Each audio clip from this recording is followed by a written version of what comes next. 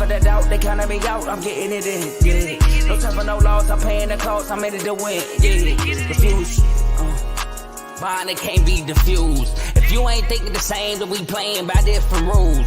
You can't see the vision, we living at different views. Until we complete the mission, keep getting up, never snooze. I walked a mile in my shoes, had the mind of a fool, chasing diamonds and jewels. Trust me, I was confused. Started minding my business and used my mind as a tool. Ended up finding my purpose and found a time to get to it. They told me I couldn't do it, they told me I couldn't make it. They sold it, could never break it. That's sadly mistaken. I need a piece of the pie, I want it so bad I can taste it. They told me like told me, keep on running, toes they gon' take them. Used to lose, built to win, applied myself, I felt it in. No time for the doubt, they counting me out, I'm getting it in, yeah. No time for no loss, I pay for the cost, I'm winning to win, yeah. Refuse to lose, I'm built to win, applied myself. Welcome back to CTC. I'm your gracious host, Carl, and I'm back for another episode. And like I told y'all, man, college basketball, college football in the off season,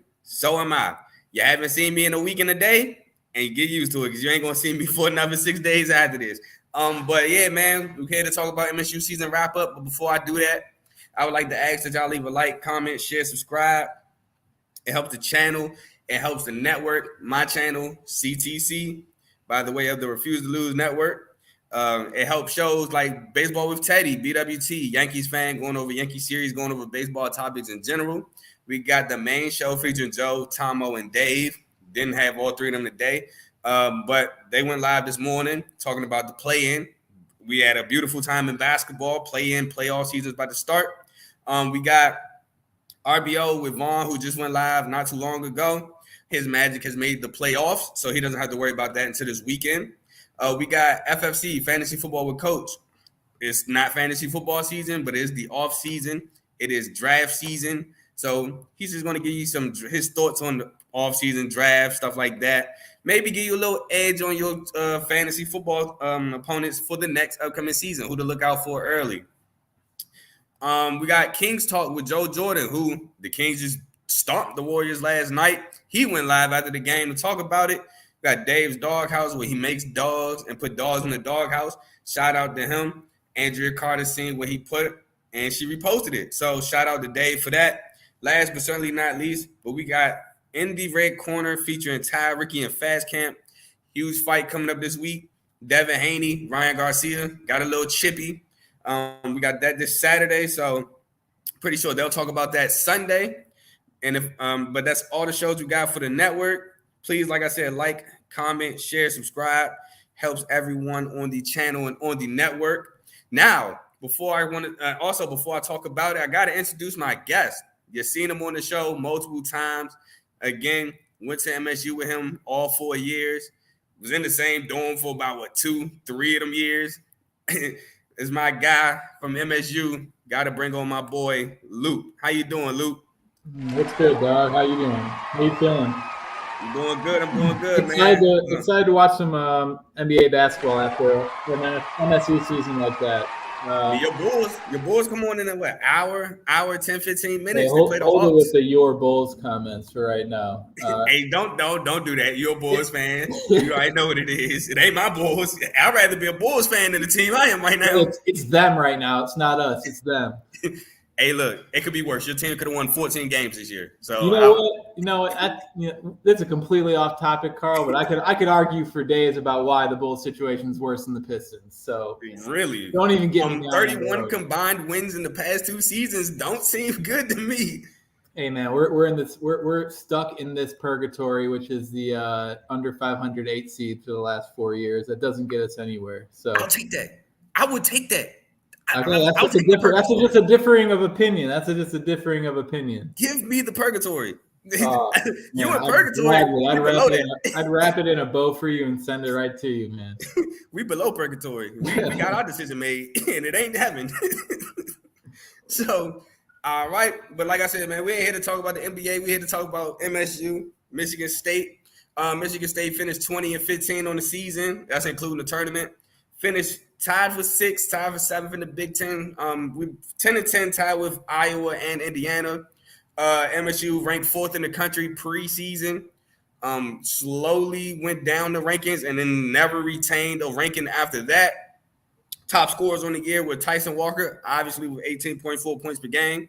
Malik Hall, 12.7 points per game. And A.J. Hoger came in a close third with 10.7. Close honorable mention, I guess I'd say, was Jaden Akins with 10.4 points per game.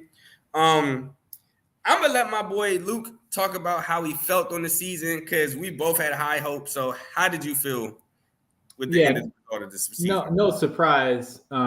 Massive disappointment. Probably the most disappointing season since Izzo returned all 5 starters from that Final Four team, I think in 2011, when they had a similar season and just could never seem to be on the same page. That team also made the tournament that year, but it was kind of just an up and down season.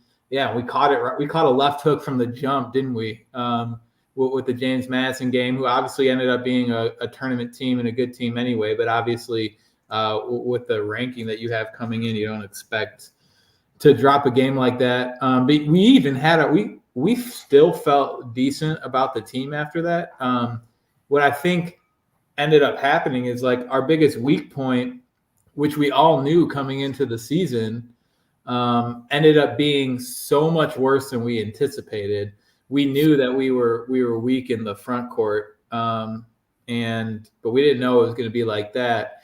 And I would have even said, okay, even if that was the case, our exceptional backcourt would have been able to carry us through, but they just could never find consistency between the 3 of them. I'm talking about Walker, Hogard, and Akins. None of them. I don't think you would be hard pressed to find a game where all 3 of them played well at the same time. And that's what was happening in the tournament last year, and that's why they made it to the Sweet 16. Should have been the Elite 8. I still can't believe they lost that game to Kansas State. But, yeah, extremely disappointing. Puts us in a weird position, but going into the offseason, I think we're due for a reset. Like, as hard it is to see Walker leave, because he was the one guy scratch it, I'd probably say I liked him just as much as I did Malik Hall. 2 really good players that were losing. But kind of feels like we need a clean slate. Kind of feels like we need some fresh blood running that backcourt and that front court. So I know this isn't a preview to next year, but I'm excited to see some players leave. Honestly, it's hard to say, but excited to get some other guys some playing time because that team ended up being really hard to watch at the end of the year. All right, so obviously I agree. Season was a disappointment. We both had a preseason show where we figured, I know my expectation was Final Four at the highest. That was our ceiling, Final Four. You brought up that this was one of the most disappointing seasons since 2011. I think it's one of the most disappointing since we lost Middle Tennessee State. What was that, 2016? 2015, 2016? Like, yeah, it started 15. I mean, that team still had banners though. Like that team won the Big Ten regular season, the tournament championship too. They ran into a good team in the first round. So like, I mean, a lot of fans were crushed by that loss, but it was also like, that was just not a fluke because that team was good, Middle Tennessee State, but one that you could at least still hang your hat on the fact that we had a good season. I feel that, but I still look at it like we lost first round. We had big expectations. Yeah, Big Ten tournament. I mean, the banners was cool, but we had national championship aspirations and fell completely short of devastating. that. So, I mean, completely devastating loss that was. I'm just saying, like, the entirety of that season was fun to watch until the last game. Yeah, to the end of it. This entire season was like nails on a chalkboard. Yeah, I can get that. I can get with that. What I will also say is I think we had a preseason show, and I can't remember if I said this or not, but I said the last time we came into a season with that high expectations, it didn't end so well. I think that's what you were referring to, right? Weren't you referring to the 2011 year? And boom, it happened just like that. It's crazy. Came in so high in expectations, and the season just was oh man, it was bad. Like you said, it was hard to watch. I watched it because I'm pretty sure you have too, because we're both huge fans. So of course we watched, but it was just so disappointing to watch it. Tyson Walker, he had a great season. Free throw shooting was abysmal to his standard. Don't know what happened, but with everybody almost. I mean, Yeah. Walker, surprisingly, I mean, like he's a Yeah, I have knockdown. it on my problems. I have problems with free throw shooting, and like you said, the front court consistency in the front court was just not there at all. Carson Cooper would have games. I'm like, Carson Cooper probably should start. Really good defensive big, set screens, gives rebounds, fights tooth and nail, a gritty big, but can't get you anything offensively. Same with Sissoko. And then when Kohler came back, his offensive game just didn't look developed either. So it's just like we had no offensive big. Xavier Booker started hitting threes later in the year when he started getting some playing time. He looked like he could be somebody. He's a young freshman. He needs to get in the weight room. Yeah. He's not necessarily ready for that role. So that didn't really work out. Cohen Carr, he was recruit, a liability on offense. It was basically 4-on-5 with him on the floor. Yeah. Can't shoot, so they would just lay it, sag off, make him go to the paint, and then collapse.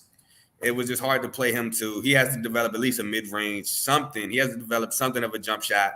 Malik Hall, he started off slow, and then towards the end of the year picked up and then looked like Malik Hall again. Yeah. Started looking really good. Like I said, Tyson was just phenomenal. AJ Hogarth, was on the same thing, started off slow, started to pick up. The assists were there. The one thing I will say with AJ, though the scoring was down, his assisting was still there. I just felt like he couldn't find the spots early in the year to be aggressive. Aiken's jump shot was just inconsistent all year. I don't know what happened. I used to love Jaden, and you texted me this too. Jaden was such a great slasher, and he showed it again in the tournament. The dunk he had in the tournament, I think he swatted somebody's shot, Mississippi State. Like, he had those moments where he looked like Jaden athletically again, but throughout the season, you didn't really see much of it. Yeah. So it just, I don't know. I don't know what really happened with this team. I get the front court thing. I get that because Hauser was gone. I think Hauser was a big part in a lot of the guys being able to stretch the floor and things like that. Yeah. I think that was a huge part of everything. But like I said, man, very disappointing season. I got some wins and some losses I want to go over. Not necessarily go over, just touch on them. So some key wins on the year. Indiana State. Key win because they became one of the highest net ranked teams, to miss the tournament. Being ranked 29th in the net, missed the tournament. You saw me speak about that, how I felt they should have been in. Butler don't seem like a key win, but beating that Butler team by 20 points, Butler ended up showing that they were a pretty good Big East team. Baylor, blowing Baylor out, who became a 3 seed, 88-64. That was a really big win. I think that was a neutral site game in Detroit. Neutral-ish, but yeah. Yeah. Boy, you're right, because they nowhere near Detroit, and we right down the street, so you're right. Illinois, we beat them 88-80 at home. That was a good win. I think that really helped us get in the tournament. Northwestern, 53-49. That was a good win. Not necessarily good wins, but just sweeps nonetheless. We swept Penn State, Maryland, and Michigan. Hey, sweeping Michigan, not good wins technically, but we'll take those. Now, I got some bad losses for you. Ohio State. The reason why I call that a bad loss, because I get it. They lost 2 games before the NIT. They really went on a hot streak when Jake Diebler stepped in as assistant head coach, and rightfully so got hired as the head coach full time. Shout out to him. Rightfully deserved that. But we blew the lead. Missed free throws down the stretch, missed shots down the stretch, and then Dale Bonner hits a crazy 3. That's what happens when you let teams hang around. Something like that might happen, and you just got to look at plays prior. That's what put you in that situation. Minnesota, in the barn. We allowed a 10-0 run up 9 with 12, 11 minutes left. And it was like this. Allowed a 10-0 run that fast. Blew that game. I have Iowa at home. Now, the reason why I call Iowa a bad loss is not only because we blew that lead last year, which I don't know how we did that last year, but Iowa defensively is not good. We were a pretty solid defensive team. I don't know how we allow Iowa to outscore 78-71 in the game. Just not that. To me, that was just a bad loss. We got swept by Wisconsin, which is not bad, but you don't want to get swept, period. And some resume building losses, which as crazy as that might sound, it did help us. Arizona 74-68. That ended up helping us because that's a good loss, quote unquote. Duke 74-65 in the championship classic. Good loss, quote unquote. Duke was a 3 seed. Arizona was a 1 or a 2. I can't remember. So those are good losses. And then I have a category of a loss that ended up not being a bad loss, referring to that JMU loss you talked about. Even though I told you from the jump, I was high on JMU before the season started. I didn't think we were going to lose, but I thought it was going to be a good game. That ended up not being a bad loss. So those were some things I wanted to touch on the season. I think that resume helped us get in the tournament because a lot of people question our resume. A lot of people question how did MSU get in? We got in because of name, blah, blah, blah. Won the first round by a blowout, so they hushed that noise. But just wanted to touch on that, and then I wanted to get your thoughts on that. Yeah, I mean, a lot to touch on. I couldn't disagree with anything you said. Like, yeah, I mean, going back even to the player personnel, like Akins, I think, well, if you go to Hogard, first of all, you never knew what you were going to get, but his good was really good. And he's kind of a head case to begin with. You really never know what you're going to get with AJ. He could technically still come back, which I think would actually be hilarious because I think part of me thinks that Izzo really actually doesn't want him to. But Akins on the same in that vein, yeah, like all year he was just such a one-dimensional player, which I didn't understand. I thought he brought like a really dynamic slashing 3-and-D aspect to his game, and I didn't see. He started to get back to it towards the end of the year. Like he played really well against North Carolina. But if he does come back, like there's something off of his confidence that you could even tell by like the way Izzo talked about him, the way he was in practice and stuff. It didn't seem like Akins was very confident for much of the year. So hopefully he embraces a bigger role next year and gets some of his juice back. And as far as like the season, I had again, you can never get any consistency with this team. The first, the Minnesota loss was really bad, like you said. That was earlier in the Big Ten schedule, which was really frustrating because that was a game that you were up, I think, 9 or 11. We were up 9. With like 7 or 8 minutes left. Literally controlling the entire game. But so if you take that loss off, and let's say you even win that game, we had won 5 of 6 at that point coming into the Iowa game, and you're sitting at 17-9 and 9-6 in the Big Ten, and we were 4th in the Big Ten at that point. So I don't know about you, but I looked at that and I was like, we're kind of starting to like turn the corner a little bit, and I thought maybe that we were starting to find our stride a little bit because our backcourt was playing so well.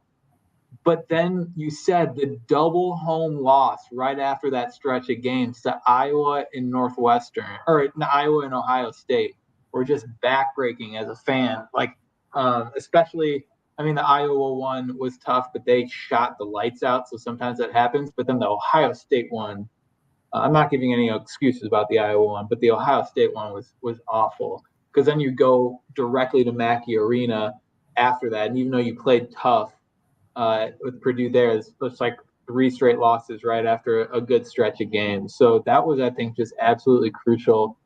And you didn't bring this one up, but I think a kind of season-ish defining loss was that game at Illinois. I always bring it up to you. It was a close game. They were ranked in the top 10 at that point. They kind of hovered there all year, but they were kind of on an upswing. We had just gotten beat by Northwestern pretty bad, and we went to Illinois and were playing. That game never got. It was like a 2-point game the entire game. It felt like very winnable, and I think we may even taken the lead late in that game and ended up losing by 3. I thought that would have been a really, really good win to have. I think that, especially when you're talking about kids, and these are college kids, and all of them are probably more mentally tough than I am, but I feel like momentum within those teams is even a lot more important than like a pro game. So like I think that Illinois loss kind of goes under the radar, even though Illinois is a good team. I think it hurt for sure, but in the classifications that I had, I didn't think it fit any of these classifications, but it hurt nonetheless because that was a winnable game. That was definitely a winnable game. Just to touch on what you said, so yes, we beat Rutgers, beat Minnesota, beat Maryland, lost to Wisconsin, beat Michigan, beat Maryland again for the sweep, lost to Minnesota, which, like you said, we won 5 of our 6, so that would have been huge. But then we beat Illinois, Penn State, Michigan, then lose 3 straight to, like you said, Iowa, Ohio State, Purdue, beat Northwestern, lose a tough one to Indiana. That was another backbreaking loss. That one was tough too. I just actually wasn't able to watch that game, fortunately, so I didn't get to experience it. But that was a tough game. Yeah. Yeah, that was man. We had Khalil Ware looking like Khalil Ware looked like Zach Edey. Beat Minnesota in the Big Ten tournament, and then we lost to Purdue in the Big Ten tournament. Another tough loss. So I'm surprised you didn't bring this up because I thought you would. And so I'm gonna say the Nebraska loss I wanted to put as a bad loss, but the reason why I didn't is because they finished undefeated or only lost one game in Big Ten play at home, and we lost at home. So they ended up being a tough team, and they're a tough team to play in that stadium. Yeah, we didn't really know it at the time, but that was when it happened. I thought was a tough loss. Yeah, I texted you right when it happened. I was pissed. I thought it was for sure a tough loss. But yeah, so I didn't throw that one on there because that ended up not being a bad loss. We thought it was at the time, but it ended up not being that. So we pretty much touched on everything. So final thoughts on the season. Yeah, I will say I don't even want to give final thoughts on this season because I'm already so ready to turn the page. So maybe I'll parlay my thoughts on the season with some upside for next season, if you don't mind. I think Akins should stay because if you wanted to go pro, he should have done it at the end of last year. He didn't do himself any favors. So he's not going to get drafted, that's for sure. So unless he enters a transfer portal, which he hasn't yet, which is a good sign, it seems like he's coming back.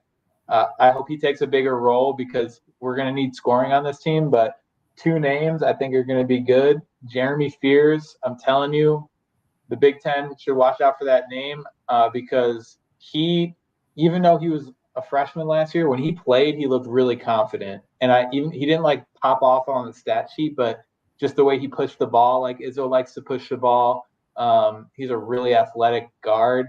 He's gonna have a chance to play next year and a chance to take a bigger role. And I finally started to see the Xavier Booker project come together just a little bit towards the end of the year, where I was really down on it in the beginning of the year. Towards the end of the year, he started to look like somebody that is pretty unique and why he was a top 10 player, 5-star recruit. So I'm excited to see what he's going to be doing. And there'll be a team where we like it, under the radar, probably good but not great. Won't start the season ranked, but I think that's kind of the types of teams that we like.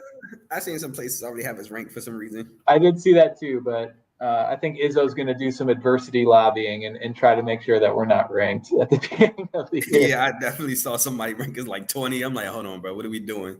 But I saw we going after Keyshawn Hall in a transfer portal. I like it. I'm just glad we're in the transfer portal this year. I'm just glad to see our name. I've seen 2 names around because we have honestly 2 names, bro. I seen Keyshawn and I seen bro from Omaha. Have you seen any more? Enlighten me. But those are the only Trey 2 names Townsend. I saw. Huh? Trey Townsend. I didn't even see him. He came down to Ohio State and Indiana, I think, or something like that. I was disappointed I didn't see him. I would really like that. Yeah. Yes, I was like, speaking of Trey Townsend, didn't qualify the Oakland win as a good win because we do it every year. So I was like, and we kind of beat them down too. Yeah. So they beat Kentucky and it's a different team. We're better than Kentucky. So yeah. I didn't count it though, but that's I was disappointed. We need to get a big though because Indiana loading up. Indiana got Omar Bello. We need a big. Yeah. And you know what? It's so funny. I knew the team. We were in a bad spot when you and I were talking about how we couldn't wait that Jackson Kohler was coming back, and we were so excited. But that was on us because honestly, I don't know what we were really expecting from Jackson Kohler, but a developed offensive game. Yeah, he came off of a classic MSU foot injury, which it seems like spreads like a disease at that. At that college. I don't know what it is, but every football player and every basketball player that we love hurts their feet at that. I think JB had one, didn't he? Javon Bass, didn't he have? I think sure he had a he foot did. injury. I'm sure he did. Everybody, Langford, everybody. Yeah, that sucks. But yeah, we need to go out there a big in the transfer portal badly. I was so sad when I seen Maxime Renard from Stanford. He went back to Stanford. I'm like, MSU, please, somebody. We gotta get somebody. Really? Damn. Yeah, he decided to go back. Yeah, that would have been a good pickup too. Yeah. So my final thoughts is disappointing season, but nonetheless we advanced. I mean, we didn't get out the weekend, but we advanced to the round of 32. And some teams that were high seeds cannot say that. So, hey, I'll take it. Please, Izzo, use the portal. Please. We've been begging you to use the portal. Please. We need you to use the portal, Izzo. He claims he's going to, but we'll see.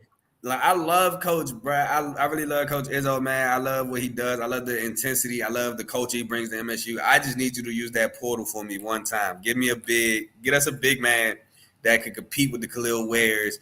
Zach Edey's gone, but I heard they got another one coming, so compete with him. Oh my God. Man, it's crazy. Well, not Khalil Ware, because I think Khalil Ware into the draft. So Armar Bello, so they lost him. They get another one. So yeah, maybe we put a bunch of expectation back on Jackson Kohler this year. Oh God. But yeah, man, those are my final thoughts of the year. I'm excited for next year. Again, shout out to my boy Luke for coming on to give a little wrap up on the MSU season. Appreciate you for coming on as always. You're more than welcome to come on. Always. No problem. You're more than welcome to come on. I will be back next week. I will be doing the South Carolina basketball season wrap up. Might talk about the women since the women's won the natty. We just drafted our girl, man. It's gonna be the Twin Towers in Chicago this year. Oh yeah. Camilla and Angel. Yep. So got to talk about the women's. They won the natty, so I got to get them their love. So I'll talk about that. But yeah, man, enjoy y'all night. Luke, good luck with the Bulls. I'm not gonna lie, I did pick against y'all, but I'm 0-2. I would have told you the same thing. That's good money. Yeah, I picked the Warriors last night, lost, and I picked the Pelicans last night. Zion got hurt, and they ended up losing. So what was that all about? I couldn't figure out what he hurt. Hamstring came out. He got an injured ham. He pulled his hammy. He's out tomorrow. No, not tomorrow. Out Friday. Against the Brandon Kings. Ingram better play better than he did. Oh, for sure. First half he did cool. The second half, I don't know what happened. But yeah, like I said, man, good luck with the Bulls tonight. And until next Tuesday, again, every Tuesday, just did a special Wednesday for my dog so he can be on the show. Next Tuesday, I'll be back to wrap up South Carolina basketball season. But until then, peace. Peace.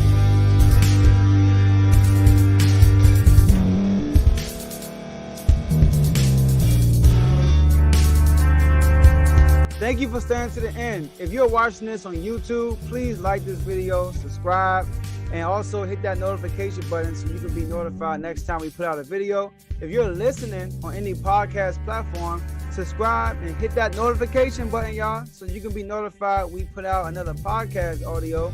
And last but not least, hit that share button. No matter what you're listening to or watching it, hit that share button and send it to somebody that you know that would love to watch this episode you just listened to.